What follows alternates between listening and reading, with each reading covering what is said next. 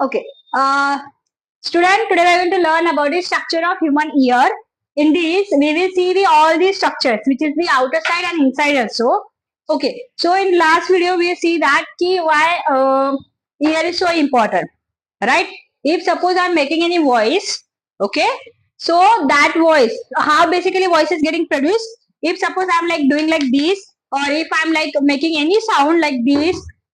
So first, there whatever the air is there, okay, it gets disturbed with the my hands, so whatever the object is hitting, then it produces the sound. So basically, because of the reflection of a sound, I'm able to hear the voice. Okay. Now in the ear, how we are getting that? Okay, this part which is in outside, that is known as the outer ear. Okay. Then here, see auditory canal here, like from this, when we are seeing this ear. Okay, here it should be like this. Okay. Then in outer ear, this is the inside where our wax is accumulated. Wax is getting deposited. That is the auditory canal. Okay. And then after the auditory canal, there is a eardrum. Okay. So here, what happened? The voice is getting inside. It gets vibrate. This eardrum is getting vibrate. So that's why we are saying that, and even the scientists and doctors also saying we should not use the headphone or Bluetooth for a longer time. ठीक है. अभी देखो, जैसे मैं आपसे बात कर रही हूँ, वो क्यों नहीं सुनना चाहिए वो मैं आपको बता रही हूँ. अभी जैसे मैं आपसे बात कर रही हूँ, so we peoples are having a distance of 10 metre at least, right. Then here, but जब हम ब्लूटूथ से सुन रहे हैं तो क्या हो रहा है, वो जो डिस्टेंस है वो बहुत कम है, right. It is like less than 1 metre, not even in 1 metre. So उसकी वजह से क्या हो रहा है, जो साउंड है वो बहुत ज्यादा जोर से वाइब्रेट हो रहा है उसके ऊपर और बाउंस बैक हो रहा है.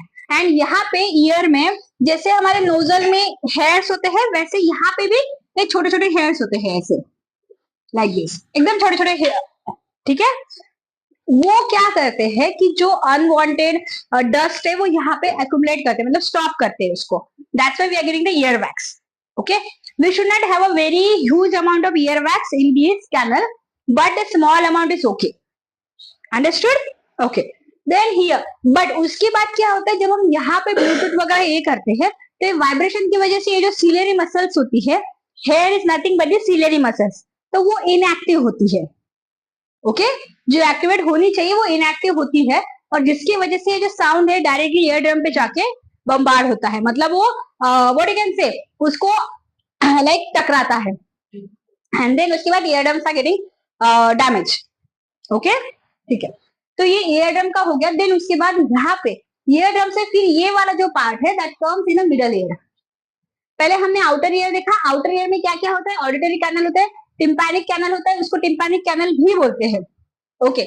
हमारे बॉडी में जो हमारा हेड है, ठीक है, उसमें उस कर्ल में बहुत सारे बोन्स होते हैं, मतलब parietal lobe, frontal lobe, temporal lobe होते हैं. तो यहाँ पे ये जो होता है बेसिकली टेम्पोरल लोब, ये वाला जो ईयर वाला जो सेक्शन आता है उसको बोलते हैं टेम्पोरल. ये वाला जो है frontal, parietal, occipital and temporal. ठीक है. ये टेम्पोरल इसमें आता है, इसीलिए उसको टिम्पैनिक कैनल बोलते हैं, जो साउंड प्रोड्यूस करता है.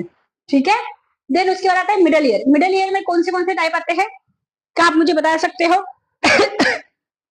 जैसे कि ये जो ईयर ड्रम का जो मेम्ब्रेन है वो बहुत थिन मेम्ब्रेन है, तो मिडल ईयर का सबसे बड़ा जो पार्ट है that is the ear drum.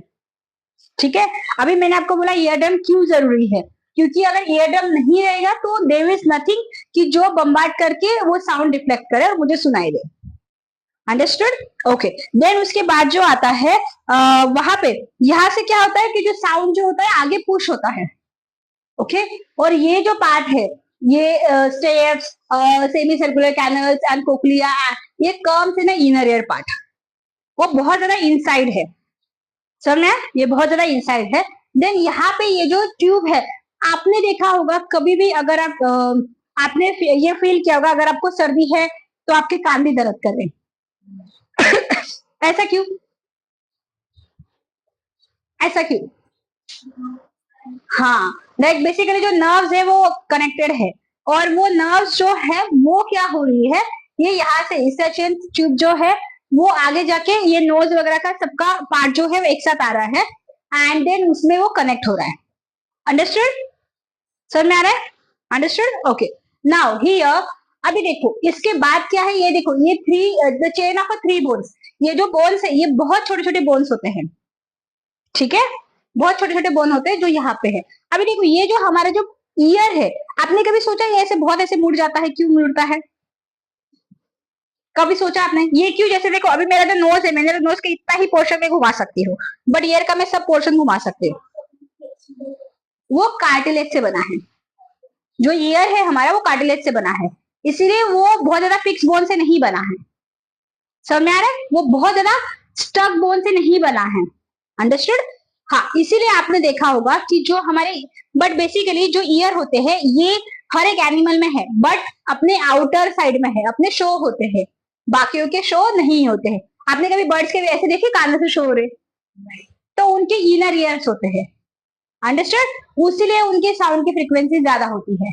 अगर आप इवन आप अगर डॉग्स के भी अगर ईयर्स देखोगे तो उनका ये जो अपना यहाँ पे होता है ना, ये देखो ये वाला जो पोर्शन इंडिया है ओनली वन, एक सिर्फ एक ही एक सर्कल होता है, ठीक है।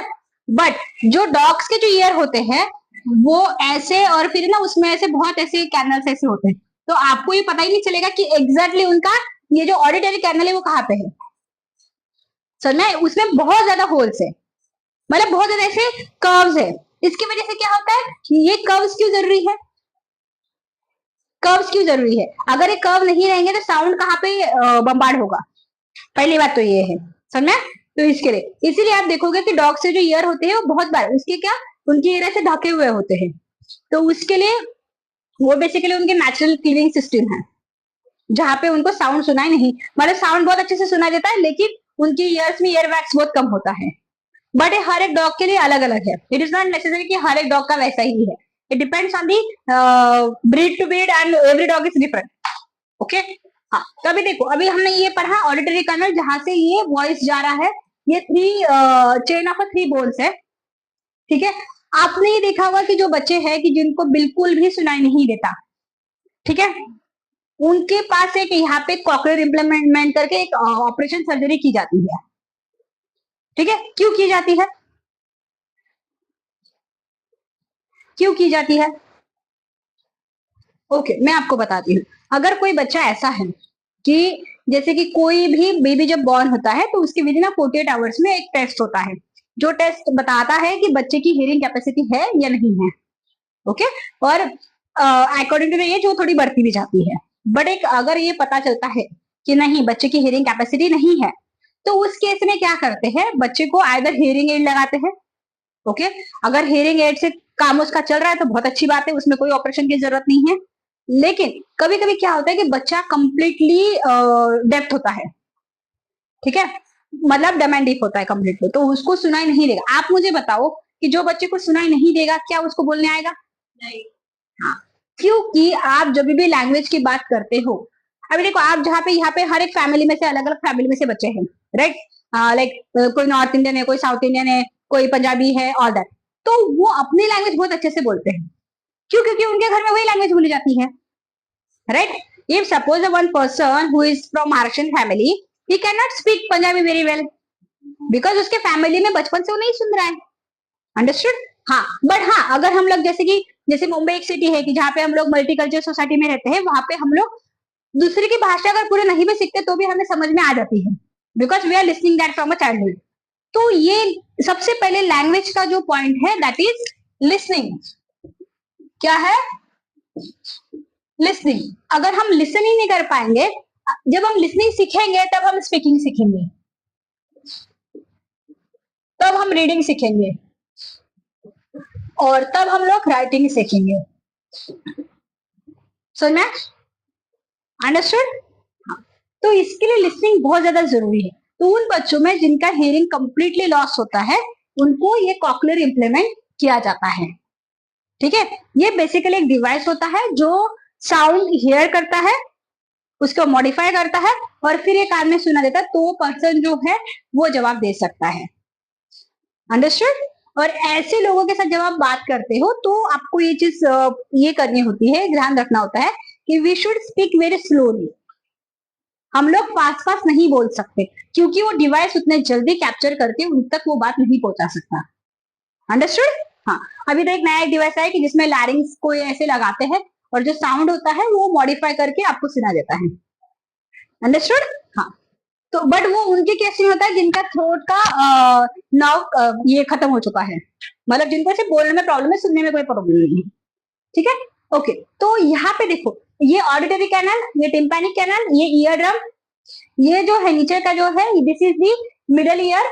यहाँ पे ये 3 बोन्स है, ये सेमी सर्कुलर कैनल है, ये स्टेप्स करके ये है, and then a cochlea and then inner ear and then this is the structure tube. Understood? अभी देखो इसमें क्या होता है, ये एक शेल टाइप का स्ट्रक्चर होता है। ठीक है, ये जो कॉक्लिया होता है शेल टाइप का स्ट्रक्चर होता है, और इसका वर्क क्या है, to hear that sound and to implement it. अगर आप देखोगे, आप अगर ऑब्जर्व करोगे, मैं जो चीजें आपको बोल रही हूँ आप इमीडिएटली सुन पा रहे हो। ठीक है, बट मेरे बोलने में और सुनने में भी बहुत माइक्रो सेकंड का फर्क है। अंडरस्टूड? जैसे जब भी हम कोई भी चीज छोटे बच्चों के साथ बातें करते हैं तो we have to speak very slowly, we have to speak very slowly. क्यों? ताकि उनकी लैंग्वेज अभी तक डेवलप हुई नहीं है, उनके लिसनिंग स्किल उतने बहुत ज्यादा डेवलप नहीं हुए हैं। हाँ, बट अगर आप देखोगे बच्चों में ये एबिलिटी होती है कि वो छोटे से छोटा साउंड में सुन सकते हैं। समझ में आ रहा है? वो छोटे से छोटा साउंड सुन सकते हैं, और जैसे जैसे एज बढ़ती है आफ्टर लाइक 60-65 हियरिंग एबिलिटी जो होती है आपकी कम कम होती जाती है।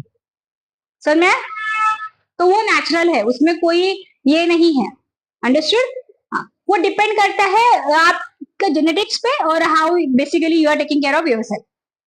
बट 60-65 के बाद जो है हियरिंग थोड़ा थोड़ा कम होने लगता है, that is completely natural, completely normal. We can not say natural but is completely normal. समझ में आई है? ठीक है, ऑडिटरी कैनल का फंक्शन क्या है? हाँ, वो बेसिकली जो साउंड है वहां पे इनसाइड में जा रहा है। ठीक है, फिर इसका फंक्शन क्या है? कोक्लिया का, कोक्लिया का फंक्शन क्या है? Who can tell me what is the function of? हाँ नहीं, वो तो ईयर ड्रम का है, compression and reflection. Compression and relax ear drum का फंक्शन है, वो बम्बार्ड होगा। हाँ, वो जो भी साउंड है उसको ट्रांसलेट करता है, मतलब whatever we are hearing, so वो बेसिकली हमें कोक्लिया की वजह से सुनाई देता है। अंडरस्टूड?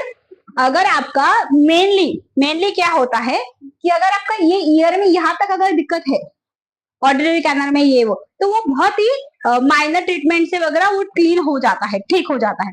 मतलब जैसे सपोज आपको थ्रोट इन्फेक्शन है, आपका ईयर भी पेन करेगा, तो वो बहुत माइनर है, वो ठीक हो जाता है। ये जैसे सपोज अगर आपका ये भी है ईयर ड्रम ऑर्डिनरी कैनल में कुछ प्रॉब्लम है, वो भी माइनर मेडिसिन से या सर्जरी से ये हो जाता है ईयर ड्रम का भी। बट अगर कोक्लियर इसमें है तो वो सबसे मेजर है। अंडरस्टूड? फिर उस केस में हियरिंग एड नहीं ये करते हैं। समझ में आ रहा है? अंडरस्टूड? तो आपको ये समझना है, ऐसे नहीं कि हर किसी को जाके कोक्लियर इम्प्लांट हमने कर दिया, वो नहीं होता है। Understood? There is basically there is a different words, that is hearing loss और कंप्लीटली हियरिंग लॉस, पार्शियल और complete. Partial due to age की वजह से हो सकता है, या कोई सर्जरी हुई है, जैसे सपोज अगर किसी को थ्रोट की सर्जरी हुई, हो सकता है कि उसके ईयर में हियरिंग में प्रॉब्लम हो, या कोई एक्सीडेंट हुआ है, तो ये बात है। बट जब इनर ईयर में कोई प्रॉब्लम होता है तो क्या करते हैं, उसका ऑपरेशन, मेजर ऑपरेशन ही एक ये है। अंडरस्टूड? ओके, ये समझ में आपको? Everyone understood this? Okay, yeah, thank you so much student, please like, share, subscribe to our channel, please watch the next videos.